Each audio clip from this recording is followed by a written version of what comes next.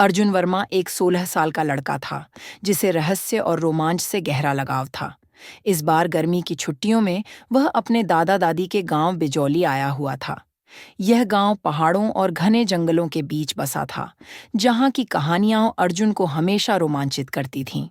गांव के बुजुर्ग अक्सर बताते कि पास के जंगल में एक सुरंग है, जो अतीत में ले जा सकती है। लेकिन यह सिर्फ एक लोक कथा समझकर कोई भी इसे गंभीरता से नहीं लेता था। एक दिन अर्जुन अपने दोस्तों के साथ पुराने मंदिर के पास खेल रहा था। तभी उसने जंगल के किनारे एक पत्थरों से ढकी हुई जगह देखी, जो किसी सुरंग के द्वार जैसी लग रही थी। "यहां आओ, कुछ तो अजीब है," अर्जुन ने अपने दोस्तों को आवाज दी। लेकिन उसके दोस्तों ने डरकर कहा, "अर्जुन, वहां मत जाओ। यह जगह शापित है। जो इसमें गया, वो कभी वापस नहीं आया।" अर्जुन को ऐसी बातों पर यकीन नहीं था। रोमांच की तलाश में वह धीरे धीरे सुरंग के अंदर घुस गया। अंदर घुसते ही उसे एक अजीब ठंडक महसूस हुई। जैसे ही अर्जुन ने सुरंग की दीवारों पर बने अजीब चित्रों को छुआ, अचानक उसके चारों ओर तेज रोशनी फैल गई। अरे, ये क्या हो रहा है? उसे ऐसा महसूस हुआ जैसे कोई अदृश्य शक्ति उसे अंदर खींच रही हो। वह जमीन पर गिर पड़ा और जब उसने आंखें खोलीं, तो जो उसने देखा उससे उसके होश उड़ गए। अर्जुन अब एक अजीब जगह पर था। चारों तरफ घने जंगल थे, मिट्टी के घर थे और लोग पुराने समय के कपड़ों में घूम रहे थे। यह जगह इतनी अलग क्यों लग रही है? तभी कुछ घुड़सवार सैनिक उसकी ओर बढ़े। उनके कपड़े पुराने जमाने के राजा महाराजाओं जैसे थे। उनमें से एक ने अर्जुन को देखकर कहा, "अरे, यह लड़का कौन है? यह अजीब से कपड़े क्यों पहने हुए है?" अर्जुन कुछ बोल पाता, उससे पहले ही सैनिक उसे पकड़कर महल की ओर ले गए। महल एक विशाल किले की तरह था। अर्जुन को एक भव्य दरबार में लाया गया, जहां एक सोने के सिंहासन पर बैठे राजा विक्रमादित्य को देखकर वह चौंक गया। "मैंने इनका नाम इतिहास की किताबों में पढ़ा था। क्या मैं सच में अतीत में आ गया हूं?" राजा ने अर्जुन से पूछा, "बालक, तुम कौन हो और इतनी विचित्र वेशभूषा में क्यों हो?" अर्जुन ने झिझकते हुए कहा, "महाराज, मैं भविष्य से आया हूं। गलती से एक रहस्यमयी सुरंग में चला गया और यहां पहुंच गया।"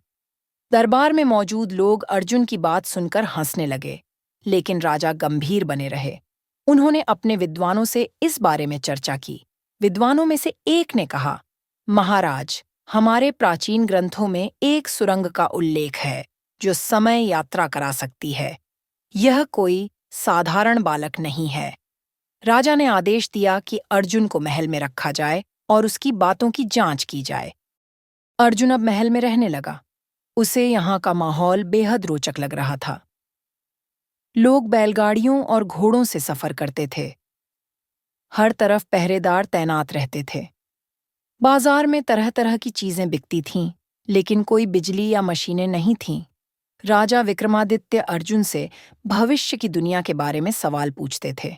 उन्होंने जाना कि भविष्य में घड़ियाओं, गाड़ियां और विज्ञान बहुत आगे बढ़ चुका होगा।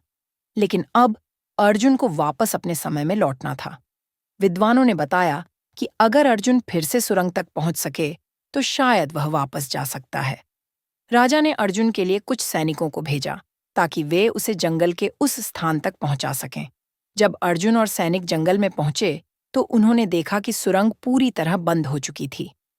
"अब मैं वापस कैसे जाऊं?" अर्जुन के मन में घबराहट होने लगी। लेकिन तभी उसे याद आया कि जब वह पहली बार सुरंग में गया था, तब उसने वहां की दीवारों पर बने चित्रों को छुआ था। उसने फिर से वैसा ही किया। दीवारों को ध्यान से देखा और एक खास चिन्ह पर हाथ रखा। अचानक सुरंग के पत्थर अपने आप हिलने लगे और तेज चमकदार रोशनी फैल गई। राजा विक्रमादित्य ने अर्जुन से कहा, "युवक, भविष्य में जाकर हमारी कहानियां आने वाली पीढ़ियों को सुनाना।" अर्जुन ने सिर झुकाया और अचानक उसे महसूस हुआ कि वह फिर से तेजी से गिर रहा है। जब अर्जुन ने आंखें खोलीं, तो वह फिर से उसी सुरंग के अंदर था। बाहर से उसके दोस्त घबराकर चिल्ला रहे थे, "अर्जुन, तुम ठीक तो हो?" अर्जुन तेजी से बाहर आया और देखा कि सब कुछ वैसा ही था जैसा उसने छोड़ा था। "तू अंदर गया कब और बाहर आ गया कब?" एक दोस्त ने हैरानी से पूछा। अर्जुन ने घड़ी देखी। वह अंदर केवल 10 मिनट ही रहा था, लेकिन उसे ऐसा लगा था जैसे उसने कई महीनों तक अतीत में जीवन जिया था। क्या यह सिर्फ एक सपना था? अर्जुन उलझन में था। लेकिन तभी उसने अपनी जेब में हाथ डाला और उसकी उंगलियों को एक पुराना सिक्का महसूस हुआ। उस सिक्के पर लिखा था, राजा विक्रमादित्य, वर्ष 102 ईस्वी। अर्जुन की सांसें थम गईं। क्या सच में मैंने समय यात्रा की थी? उसके मन में कई सवाल थे, लेकिन एक चीज पक्की थी, यह रहस्य अब सिर्फ उसका था।